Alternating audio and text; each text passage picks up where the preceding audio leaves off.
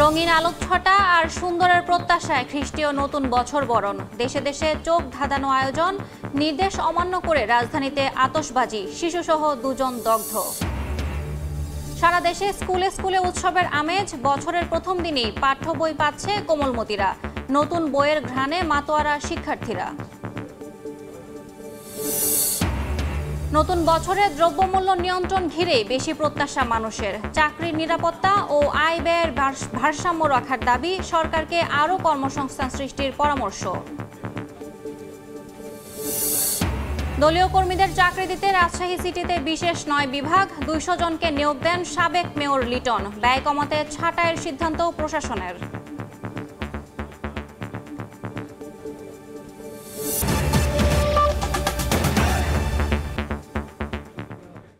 সময় সংবাদের সঙ্গে আছি আমি ইয়াসমিন অনন্যা। নতুন স্বপ্ন আর প্রত্যাশা নিয়ে নতুন ইংরেজি বর্ষ 2025 সালকে বরণ করল দেশ। খ্রিস্টীয় বর্ষবরণ আয়োজনে রঙিন আলোর ঝলকানিতে উজ্জ্বল হয়ে ওঠে রাজধানীর আকাশ। ঘড়ির কাঁটায় রাত 12টা বাজতেই শুরু হয় আতশবাজি ও লেজার রশ্মি।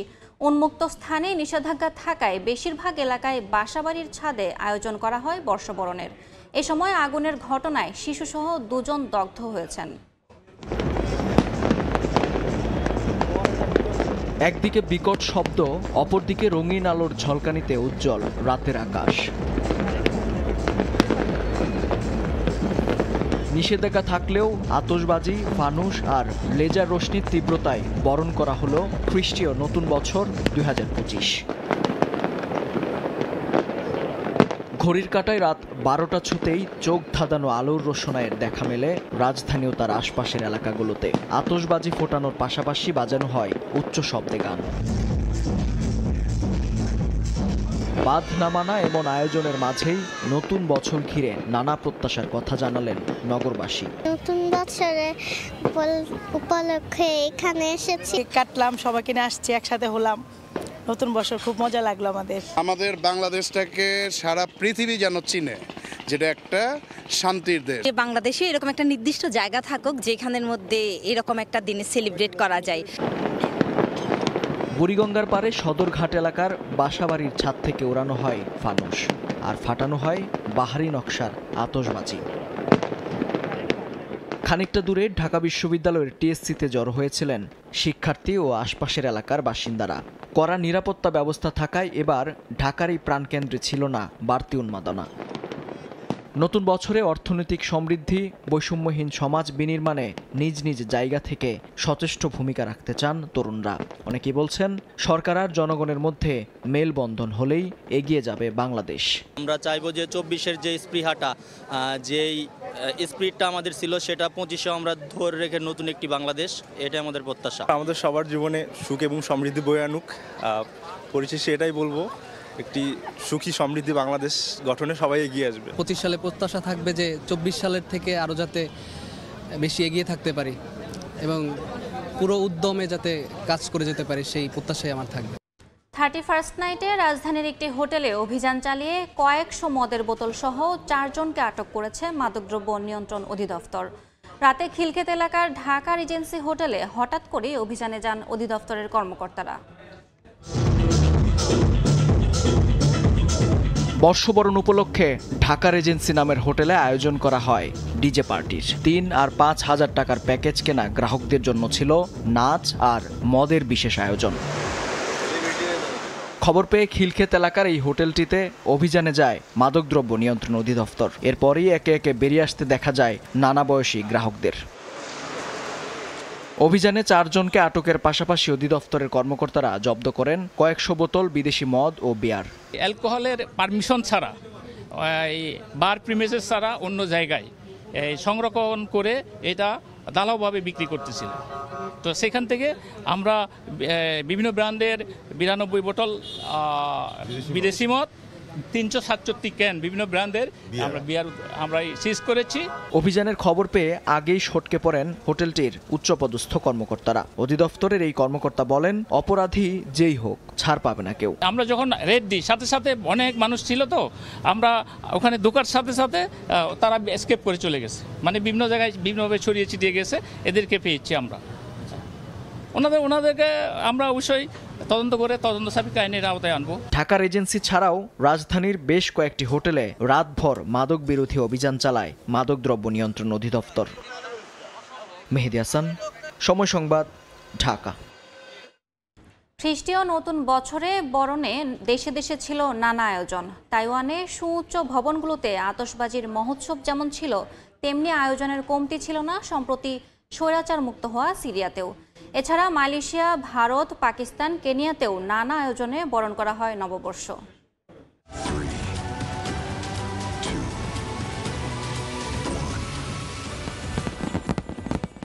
কাউন্টডাউনের সঙ্গে সঙ্গে অন্ধকার আকাশে আলোর রোশনাই, ঝিলমিল আতশবাজির চোখ ধাঁধানো আয়োজনে স্বাগত জানানো হয় খ্রিস্টীয় নতুন বছর 2025কে। ড্রোন শো এর মাধ্যমে নানা প্রতিকৃতি আঁকা হয় সংযুক্ত আরব আমিরাতের রাস আল খাইমা শহরের আকাশে। মালয়েশিয়ার রাজধানী কুয়ালালামপুরের বড় বড় ভবনে ভেসে ওঠে 2025-এর শুভেচ্ছা বার্তা। মনোমুগ্ধকর আলোর ঝলকানি উপভোগ করেন পর্যটক সহ স্থানীয়রা। খ্রিস্টীয় নতুন বছর বরণে ধুম পড়েছে দক্ষিণ এশিয়ার দেশ ভারতেও। মুম্বাইয়ের মেরিন ড্রাইভে আয়োজন করা হয় বর্ণিল আলোর উৎসব।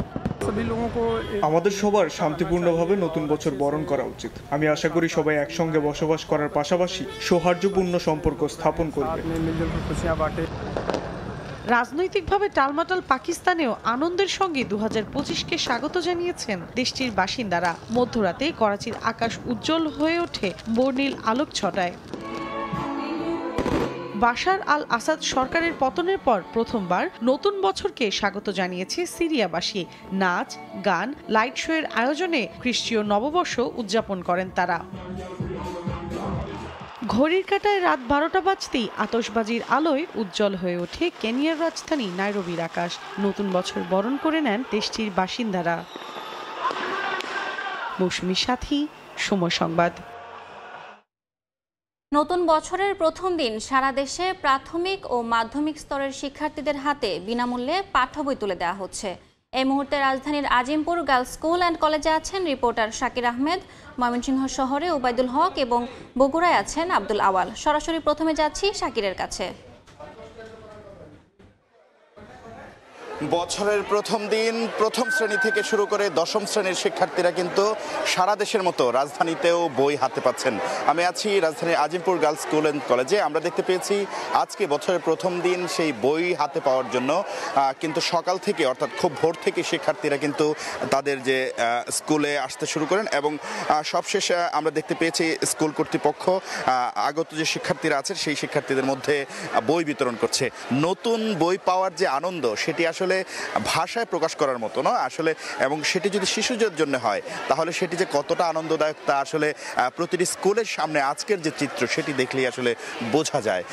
আমরা যতগুলো স্কুল পরিদর্শন করেছি দেখেছি, পাশাপাশি যারা আজকে বই পেয়েছে সেই শিক্ষার্থীদের সঙ্গে কথা বলেছি। সবাই কিন্তু এই নতুন বই পাওয়ায় উচ্ছ্বসিত। পাশাপাশি আরেকটি বিষয় বলে রাখতে চাই, জুলাই বিপ্লবের পর এবার কিন্তু বই যেগুলো হয়েছে সেই বইয়ের প্রচ্ছদে জুলাই বিপ্লবের যে গ্রাফিতিগুলো সেগুলো যুক্ত করা হয়েছে।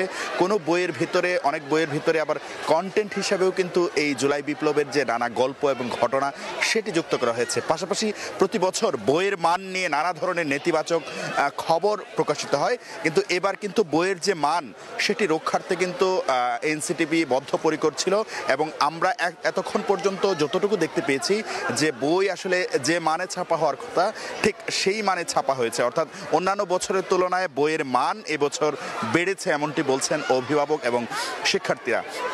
সেটি কাগজের মান এবং ছাপার মান সব মিলিয়ে অনেকটা আকর্ষণীয় অন্য বছরের তুলনায় এবারের বই। পাশাপাশি কন্টেন্টে অর্থাৎ বিষয়বস্তুতেও নানা ধরনের পরিবর্ধন এবং পরিমার্জন এসেছে, যার ফলশ্রুতিতে শিক্ষার্থীদের এই আগ্রহের কেন্দ্রবিন্দুতে থাকা এই বইটি কিন্তু এখন আরও বেশি আকর্ষণীয় হয়েছে। এবং আজকে যারা বই পেয়েছেন, পাশাপাশি যারা বিতরণ করছেন, তারা সবাই বলছেন যে বছরের এই দিনটির জন্য শিক্ষার্থীদের যে আগ্রহ এবং উচ্ছ্বাস সেটি আসলে ভাষায় প্রকাশ করার মতো না। যদিও এবছর আনুষ্ঠানিকভাবে ঘটা করে বই উৎসব হচ্ছে না, তারপরেও কিন্তু আনুষ্ঠানিকতা না হলেও আনন্দ বা উৎসবের যে আমেজ সেটিতে কিন্তু কোনো ধরনের ঘাটতি নেই। শুধু ঢাকাই নয়, ঢাকার বাইরেও কিন্তু বই বিতরণ উৎসব চলছে।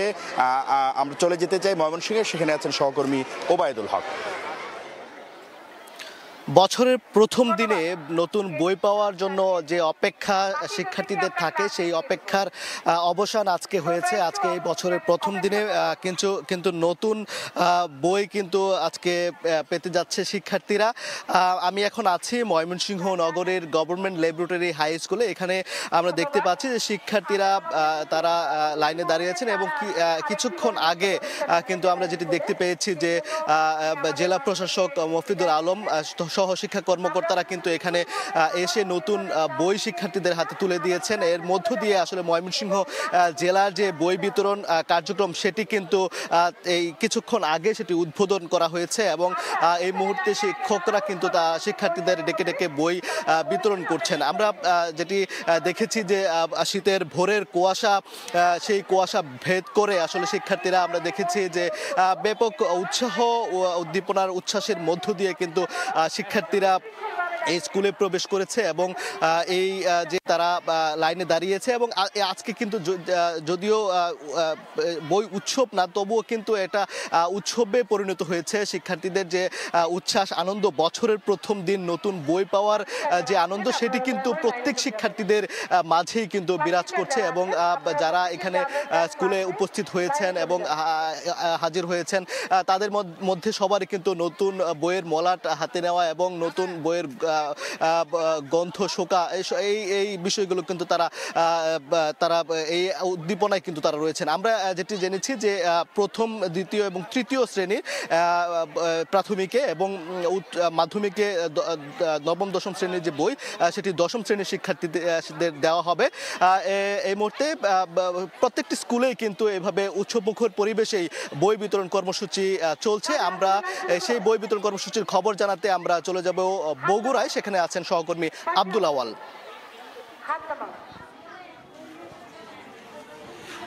বছরের প্রথম দিনে পহেলা জানুয়ারিতে বগুড়ার ১৬০০ প্রাথমিক বিদ্যালয়ে চতুর্থ এবং পঞ্চম শ্রেণীর শিক্ষার্থীদের হাতে কিন্তু নতুন বই তুলে দেওয়া আছে। আমি আছি বগুড়া শহরের ঠনঠনিয়া মডেল সরকারি প্রাথমিক বিদ্যালয়ে। এই যে প্রাথমিক বিদ্যালয়, এই প্রাথমিক বিদ্যালয়ে কিন্তু চতুর্থ এবং পঞ্চম শ্রেণীর শিক্ষার্থীদের কাছে ইতিমধ্যেই বিদ্যালয় কর্তৃপক্ষ এবং উপজেলা শিক্ষা অফিসারের কর্তৃক যেই ক্ষুদে শিক্ষার্থীরা রয়েছেন আমাদের, তাদের কাছে কিন্তু তাদের যেই বইগুলো রয়েছে সেগুলো কিন্তু ইতিমধ্যে হাতে তুলে দেওয়া হয়েছে। তবে নতুন বছরে বই যে উৎসবটি সেটি কিন্তু এবার কিছুটা চ্যালেঞ্জ নিয়ে শুরু হয়েছে। শুধুমাত্র চতুর্থ এবং পঞ্চম শ্রেণীর বই আসলেও শিক্ষা সংশ্লিষ্ট কর্মকর্তা যারা আছেন তারা আমাদেরকে বলছেন যে আগামী 2-1 দিনের মধ্যেই কিন্তু অন্যান্য শ্রেণীর যে বইগুলো রয়েছে সেগুলো কিন্তু শিক্ষার্থীদের হাতে চলে আসবে। পাশাপাশি উচ্চ মাধ্যমিকের যে বইগুলো রয়েছে সেগুলো কিন্তু ইতিমধ্যে আজকে রাজধানী ঢাকার ছাপাখানা থেকে বগুড়ার জন্য নিয়ে আসা হচ্ছে এবং আগামীকালকে শিক্ষার্থীরা সেই বইগুলো হাতে পেয়ে যাবেন। এবং আজকে যেমনটি বলছিলাম যে বগুড়ার ১৬০০ প্রাথমিক বিদ্যালয়ে একযোগে কিন্তু চতুর্থ এবং পঞ্চম শ্রেণীর যে বইগুলো সেগুলো দেওয়া হয়েছে এবং আমরা দেখেছি যে পঞ্চম শ্রেণীর যে বাংলা বই রয়েছে, আমার বাংলা বই, সেই বইয়ে কিন্তু বাংলাদেশের মহান মুক্তিযুদ্ধের যেমন ইতিহাস সাক্ষ্য পেয়েছে, তার পাশাপাশি এই 90-এর যে গণ অভ্যুত্থানে শহীদ নূর হোসেনের চিত্রটিও কিন্তু তুলে ধরা হয়েছে এবং সর্বশেষ ছাত্র জনতার যে সফল গণ অভ্যুত্থান, তার মাধ্যমে যে ফ্যাসিস্ট সরকারের পতন, সেই গণ অভ্যুত্থানের শহীদ আবু সাইদ এবং মীর মুগ্ধকেও কিন্তু এই যে আমার বাংলা বই, সেই বাংলা বইয়ের গল্পের ইতিহাসের মাধ্যমে কিন্তু তুলে ধরা হয়েছে। আমরা দেখেছি সকাল থেকেই আমাদের ক্ষুদে শিক্ষার্থীরা কিন্তু একেবারে উৎসব মুখর পরিবেশে তারা কিন্তু বিদ্যালয়ে তাদের অভিভাবক সহ এসেছেন এবং ক্লাসের শুরুতেই কিন্তু তাদের হাতে নতুন বইগুলো কিন্তু আসলে তুলে দেওয়া হয়েছে এবং তারা কিন্তু ইতিমধ্যেই তাদের যেই বইগুলো রয়েছে সেগুলো হাতে পেয়েছেন এবং চতুর্থ শ্রেণীর কিন্তু মোট 4টি বইগুলো তাদের হাতে তুলে দেওয়া হয়েছে। তো যেমনটি আসলে বলছিলাম যে ক্ষুদে শিক্ষার্থীদের নতুন যেই বই পাওয়ার আনন্দ বা উৎসব সেটি কিন্তু তাদের চোখে মুখেই প্রজ্বলিত হচ্ছে এবং অন্যান্য শ্রেণীর যে বইগুলো রয়েছে সেগুলো কিন্তু আগামী 2-1 দিনের মধ্যে শিক্ষার্থীরা তাদের হাতে পাবে বলে জানানো হয়েছে। এই ছিল বগুড়া থেকে আমার কাছে এখন পর্যন্ত সর্বশেষ। সরাসরি যুক্ত ছিলাম বই বিতরণী উৎসবে। 29তম ঢাকা আন্তর্জাতিক বাণিজ্য মেলার উদ্বোধন আজ। পূর্বাচলের বাংলাদেশ চায়না ফ্রেন্ডশিপ এক্সিবিশন সেন্টারে মেলার উদ্বোধন করবেন অন্তর্বর্তী সরকারের প্রধান উপদেষ্টা ডক্টর মোহাম্মদ ইউনূস। বৈষম্য বিরোধী ছাত্র আন্দোলনে আত্মত্যাগীদের সম্মানে এবার মেলা প্রাঙ্গণে তৈরি হয়েছে জুলাই চত্বর ও 36 চত্বর। তরুণদের উদ্বুদ্ধ করতে থাকছে ইয়থ প্যাভিলিয়ন। আয়োজকরা জানান দেশি প্রতিষ্ঠানের পাশাপাশি এবার মেলায় অংশ নিচ্ছে পাকিস্তান, তুরস্ক, মালয়েশিয়া, ইন্দোনেশিয়া সহ ৭ দেশের ১১টি প্রতিষ্ঠান। বিভিন্ন ক্যাটাগরির ৩৬১ প্যাভিলিয়ন স্টল থাকছে এবার। মাসব্যাপী এ মেলা প্রতিদিন সকাল ১০টা থেকে রাত ৯টা পর্যন্ত চলবে। ছুটির দিন খোলা থাকবে রাত ১০টা পর্যন্ত।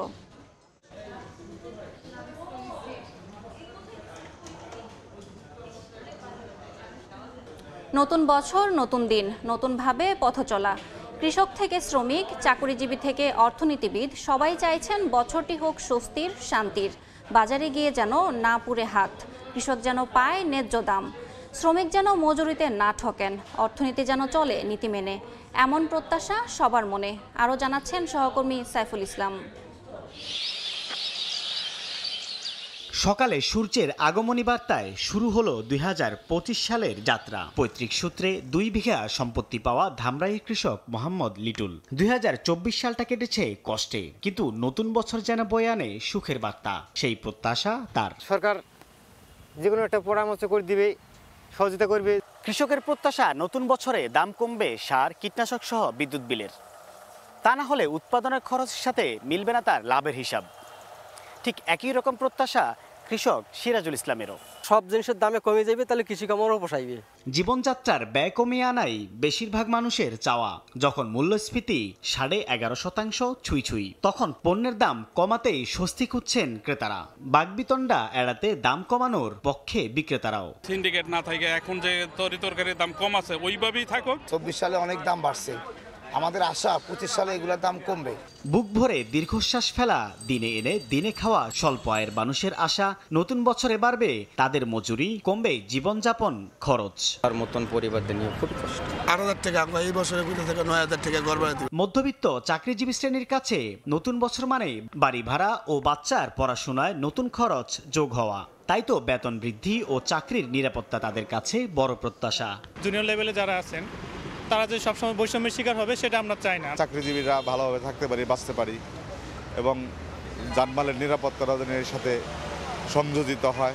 অর্থনীতিবিদদের আশা মানুষের জীবনযাত্রার ব্যয় সহনীয় মাত্রায় রাখতে সরকার নতুন বছরে বাজার ব্যবস্থাপনার উপর নজর দিবে। এজন্য সঠিক পরিসংখ্যানের উপর জোর দিয়েছেন। কেউ যাতে কোনো ধরনের কৃত্রিম সংকট না করতে পারে, বাজার ব্যবস্থাপনা যে কমিটি আছে সেটাকেও যদি সম্পৃক্ত করা যায়, তাহলে সাপ্লাই চেইনটা যদি স্মুথলি চলে, আমাদের মনিটারি পলিসি ঠিক আছে, ফিসক্যাল পলিসিতেও কিছু উদ্যোগ গ্রহণ করেছে, তাহলে কিন্তু আমরা কাঙ্ক্ষিত জায়গায় পৌঁছতে পারবো। আরেক বলি যে আমরা স্বয়ংসম্পূর্ণ, তাহলে সেটা আমাকে ওই শ্রেণীভাবে আমদানি কেন করতে হবে?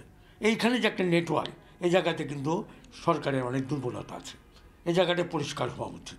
গণ অভ্যুত্থান পরবর্তী শিক্ষার্থীদের কর্মসংস্থানের সুযোগ তৈরিতে চলতি অর্থবছরের সংশোধিত বাজেটে উদ্যোগ নেয়ার পরামর্শ দিয়েছেন অর্থনীতিবিদরা।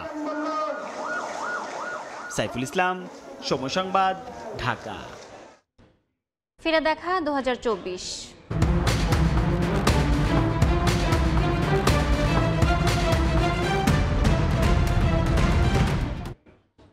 নির্বাচিত ও অন্তর্বর্তী সরকার মিলেও 2024 সালে জীবনযাত্রার ব্যয় বাগে আনতে পারেনি। ইচ্ছায় বা অনিচ্ছায় হোক, টাকা ছাপিয়ে সংকট কাটানোর চেষ্টা করেছে। রেমিটেন্স ও রফতানি আয় বাড়ায় কমেছে রিজার্ভের পতন। তবে রাজনৈতিক অস্থিরতার জেরে বিনিয়োগ স্থবিরতায় বাড়েনি কর্মসংস্থান। অর্থনীতির এমন দুর্দশা আগামী বছর কেটে যাওয়ার পূর্বাভাস দিয়েছে আন্তর্জাতিক সংস্থাগুলো। বিস্তারিত ইয়ানুর সিফাতের রিপোর্টে।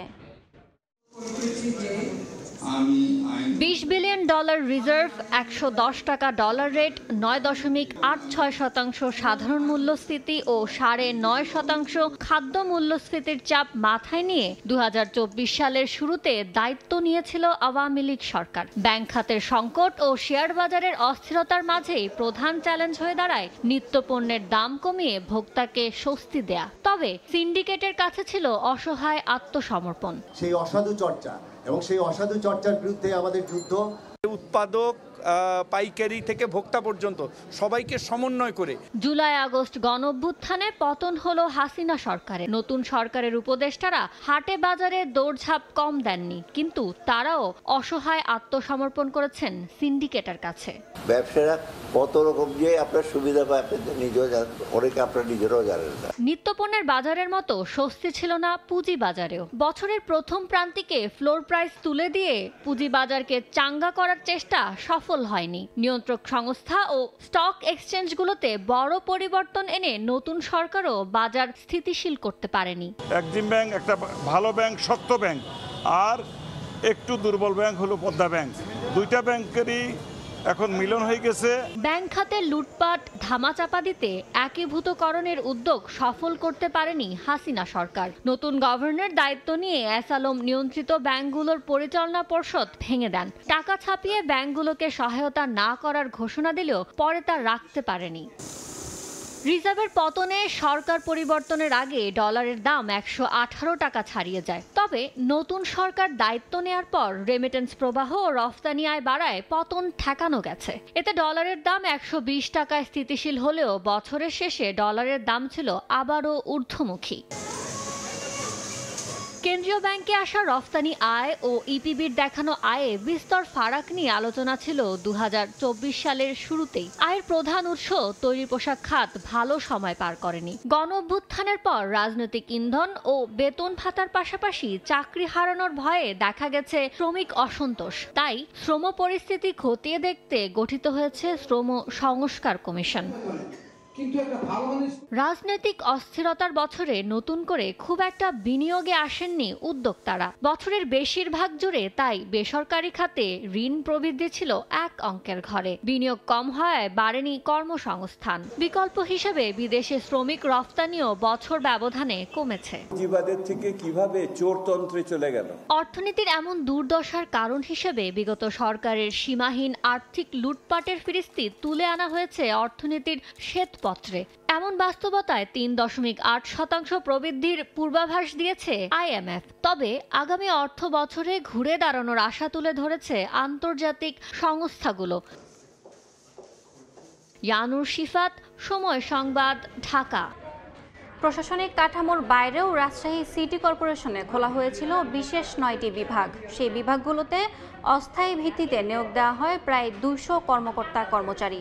অভিযোগ উঠেছে দলীয় নেতাকর্মীদের চাকরি দেওয়ার জন্য এমন কাজ করেছিলেন তৎকালীন মেয়র AHM খায়রুজ্জামান লিটন। সম্প্রতি ব্যয় কমাতে ওই বিভাগগুলো বন্ধ ও অস্থায়ী 171 কর্মচারীকে বাদ দেওয়ার সিদ্ধান্ত নিয়েছে সিটি কর্তৃপক্ষ। হাবিবুর রহমান পাপ্পুর ছবিতে সাইফুর রহমান রকির রিপোর্ট।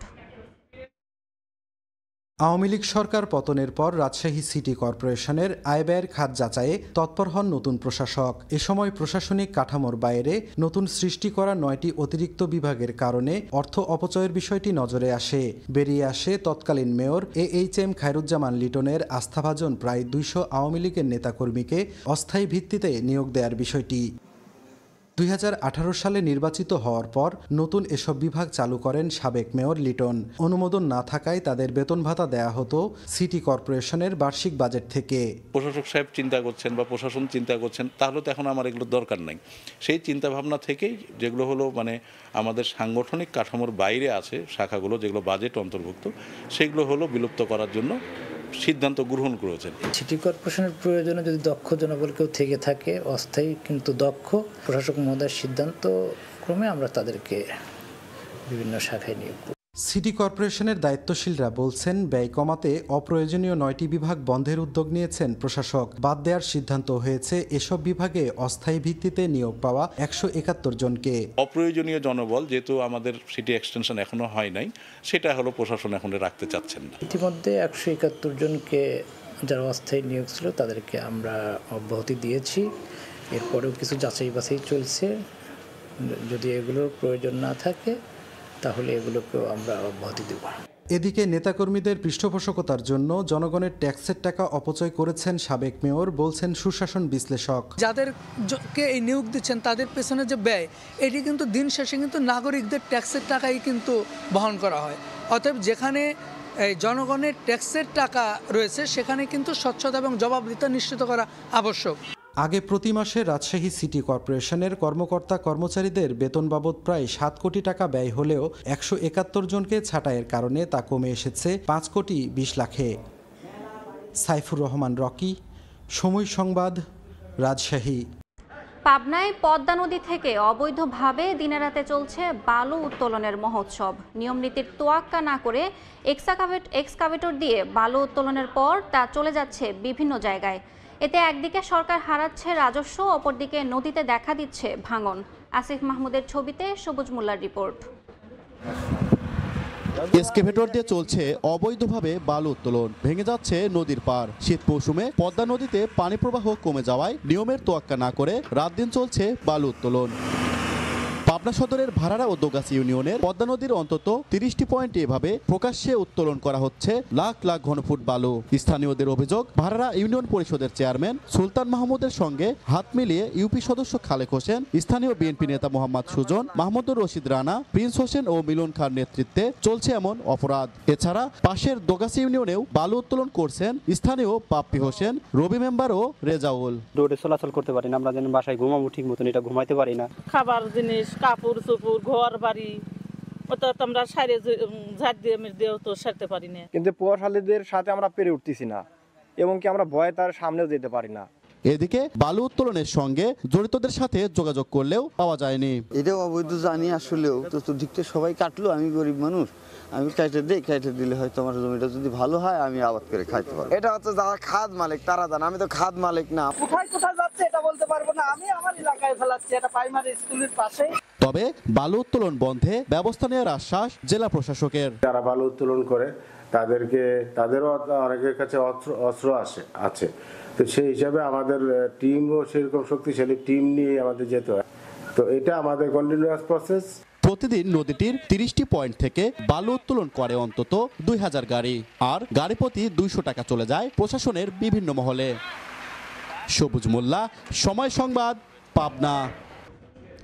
চট্টগ্রাম নগরীর ফৌজদারহাটে আগামী 4 জানুয়ারি থেকে জেলা প্রশাসন করতে যাচ্ছে মাসব্যাপী ফুল উৎসব। বঙ্গোপসাগরের উপকূলে উৎসবে থাকবে দুবাইয়ের মিরাকল গার্ডেনের আদলে 136 প্রজাতির লক্ষাধিক ফুলের চারা।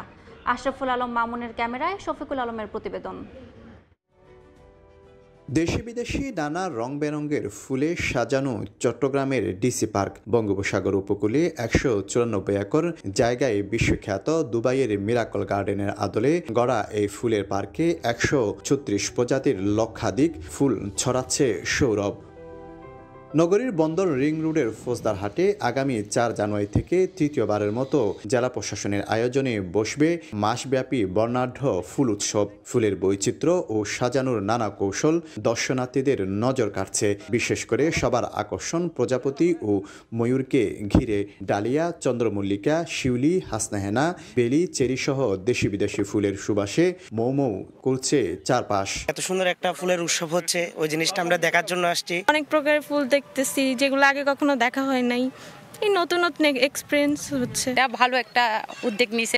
এটি একসময় ছিল মাদকের সাম্রাজ্য। বখাটেদের উৎপাতের ভয়ে এ পথ এড়িয়ে চলত মানুষ। জেলা প্রশাসন জায়গাটি উদ্ধার করে গড়ে তোলে ডিসি পার্ক। ফুল উৎসবের আগে জায়গাটি পরিদর্শন করেন জেলা প্রশাসন। জানান নগরবাসীকে প্রশান্তি দিতে এই আয়োজন। মাসব্যাপী ফুল উৎসবে বিশেষ আকর্ষণ হচ্ছে ভাসমান ফুল বাগান, মাসব্যাপী সাংস্কৃতিক অনুষ্ঠান থাকবে, মাল্টিকালচার ফেস্টিভ্যাল থাকবে। বাংলাদেশের সব থেকে যে জনপ্রিয় ব্যান্ড দল নগর বাউল জেমসকে দিয়ে আমরা গ্র্যান্ড ফিনালেতে একটা জমজমাট অনুষ্ঠান আয়োজনের চিন্তা করেছি। মাসব্যাপী উৎসবে দিঘির চারপাশে থাকছে নৌকা প্রদর্শনী, বইমেলা, ঘুড়ি উৎসব, পিঠা উৎসব, মুভি শো, পুতুল নাচ সহ মনোমুগ্ধকর নানা সাংস্কৃতিক অনুষ্ঠান। একসময় এখানে মাদকের রাজ্য থাকলেও এখন পরিণত হয়েছে ফুলের সাম্রাজ্যে। যত্ন পেলে গোবরেও যে পদ্মফুল ফুটানো যায় তার দৃষ্টান্ত স্থাপন করেছে চট্টগ্রামের জেলা প্রশাসন। শফিকুল আলম, সময় সংবাদ, চট্টগ্রাম। নতুন বছরে দেশের ফুটবলে সুখবর। মাঠ সংকট কাটাতে আগামী 25 বছরের জন্য চট্টগ্রামের MA আজিজ স্টেডিয়াম বাফুফেকে বরাদ্দ দিয়েছে NSC। সময় সংবাদে জানিয়েছেন সভাপতি তাবিথ আওয়াল। ফুটবলের উন্নয়নের চ্যালেঞ্জ নিয়ে তিনি বলেন, এশিয়া কাপ বাছাই ও সিনিয়র সাফে সেরা সাফল্য চায় ফেডারেশন। এখন থেকে জাতীয় দলে জায়গা পাওয়ার ক্ষেত্রে তারকা খ্যাতি নয়, বরং গুরুত্ব পাবে মাঠের পারফরম্যান্স। এছাড়াও আগামী 1 সপ্তাহের মধ্যে নতুন কোচের নাম জানাবে বাফুফে। পারভিন আক্তারের রিপোর্ট। নতুন বছর নতুন শুরুর অপেক্ষায় দেশের ফুটবল 2024 নারীদের ফুটবলে একের পর এক সাফল্য এলেও বিবর্ণ ছিল ছেলেদের ফুটবল। এশিয়ান কাপ বাছাই সাফ চ্যাম্পিয়নশিপ 2025 ব্যস্ত সূচিতে ঠাসা। গত বছর 26 অক্টোবর বাংলার ফুটবলের মসনদে বসেছেন তাবিথ আউয়াল। নতুন বছরে নতুন চ্যালেঞ্জের সামনে সভাপতি। জাতীয় দলের এশিয়ান কাপ বাছাইয়ে বেশি গুরুত্ব দিচ্ছেন তিনি। এছাড়াও ফুটবলের উন্নয়নে আছে একাধিক পরিকল্পনা। আমরা 2025 সালে আমরা এএফসি কোয়ালিফায়ার্স খেলবো ছেলেদেরটা, এএফসি কোয়ালিফায়ার্স খেলবো মেয়েদের ন্যাশনাল টিম। তার সাথে আমাদের যে একটা নতুন উদ্যোগ নেওয়া, ডিস্ট্রিক্ট লেভেলে অ্যাটলিস্ট লিগগুলোকে আবার শুরু করা। তো আমি আশাবাদী যে আমরা প্রতিটি উদ্যোগেই আমরা সফলতা পাবো। জাতীয় দলে জায়গা পাওয়ার ক্ষেত্রে পুরানো রীতি ভাঙতে চান তাবিথ। ফুটবলারদের তারকা ইমেজ নয়, পারফরমেন্সই গুরুত্ব পাবে নতুন কমিটির কাছে। এবছর সাফের শিরোপা ঘোচানোর দিকেও চোখ তাবিথ আউয়ালের। জাতীয় দলের কোচ কাবরেরার চুক্তি শেষ হয়ে গেছে 31 ডিসেম্বর। নতুন কোচের তালিকাও চূড়ান্ত করে ফেলেছে ফেডারেশন। শিগগিরই আসছে চূড়ান্ত সিদ্ধান্ত। কেউ মনে করতে পারবে না যে তারা নিশ্চয়ই জাতীয় দলে খেলবে। আমাদের লিগ চলমান থাকবে। এই চলমান প্রক্রিয়াতে যে প্লেয়ার পারফর্ম করতে পারবে সেই প্লেয়ারই নেক্সট ম্যাচে জাতীয় দলে ডাক পাবে। নতুন কোচের কন্ট্রাক্টের দিকে এগিয়ে যাচ্ছি। আমরা এখনও বিবেচনায় শর্টলিস্ট করে ফেলছি। আমরা হয়তো উইদিন ম্যাক্সিমাম 1 or 2 উইকস আমরা নেক্সট কোচিং কন্ট্রাক্টটা সাইন করতে যাব। নতুন বছরে সুখবরও আছে ফেডারেশনের। মাঠ সংকট কাটাতে 25 বছরের জন্য চট্টগ্রামের এম এ আজিজ স্টেডিয়াম বরাদ্দ চেয়েছিল বাফুফে। ফেডারেশনের সেই চাওয়া পূরণ করেছে এনএসসি। মিনিস্ট্রি এখন আমাদেরকে আশাবাদ করেছে যে ওনারা 25 বছরের জন্য এম এ আজিজ স্টেডিয়ামটা দিবে। কারণ 20 বছরের কোনো লিজ যদি কম হয় তাহলে কিন্তু আমরা ফিফা বা এএফসির অর্থ ব্যবহার করতে পারি না। ভার্বালি অ্যাসিওর্ড আছি and I hope অতি শিগগিরই সেটা কাগজপত্রে চলে আসবে। দ্রুতই আনুষ্ঠানিকভাবে স্টেডিয়াম বুঝে পাওয়ার আশা সভাপতির। পারভিন আক্তার, সময় সংবাদ, ঢাকা। তৃতীয় prime bank new year cup golf টুর্নামেন্টের পুরস্কার বিতরণী অনুষ্ঠান হয়ে গেল। গতকাল সন্ধ্যায় আর্মি ক্লাবের গলফ গার্ডেনে বিজয়ীদের হাতে পুরস্কার তুলে দেন প্রধান অতিথি সেনাবাহিনী প্রধান জেনারেল ওয়াকারুজ্জামান। গত 25শে ডিসেম্বর শুরু হয় prime bank new year cup golf টুর্নামেন্টের এবারের আসর। টানা 4 দিন ব্যাপী চলে এই টুর্নামেন্ট। অ্যামেচার গলফারদের নিয়ে আয়োজিত এই আসরে মোট 5 ক্যাটাগরিতে অংশ নেন প্রতিযোগীরা। রেগুলার, ভেটারান, লেডিস এবং জুনিয়র পর্যায়ে 774 জন গলফার অংশ নেয় তৃতীয়বারের মতো হয়ে যাওয়া এই টুর্নামেন্টে। এবারের আসরে ওভারঅল চ্যাম্পিয়ন হয়েছেন কমান্ডার মোহাম্মদ আসাদুজ্জামান নূর।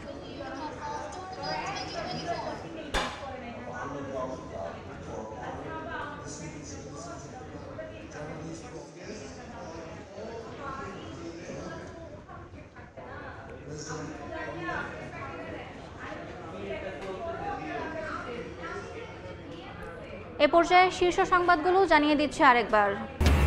রঙিন আলোকছটা আর সুন্দরের প্রত্যাশায় খ্রিস্টীয় নতুন বছর বরণ। দেশে দেশে চোখ ধাঁধানো আয়োজন। নির্দেশ অমান্য করে রাজধানীতে আতশবাজি। শিশুসহ 2 জন দগ্ধ। স্কুলে স্কুলে উৎসবের আমেজ। বছরের প্রথম দিনে দেশের বিভিন্ন স্থানে পাঠ্য বই পাচ্ছে কোমলমতিরা। নতুন বইয়ের ঘ্রাণে মাতোয়ারা শিক্ষার্থীরা। এবং নতুন বছরে দ্রব্যমূল্য নিয়ন্ত্রণ ঘিরে বেশি প্রত্যাশা মানুষের। চাকরির নিরাপত্তা ও আয় ব্যয়ের ভারসাম্য রাখার দাবি। সরকারকে আরও কর্মসংস্থান সৃষ্টির পরামর্শ।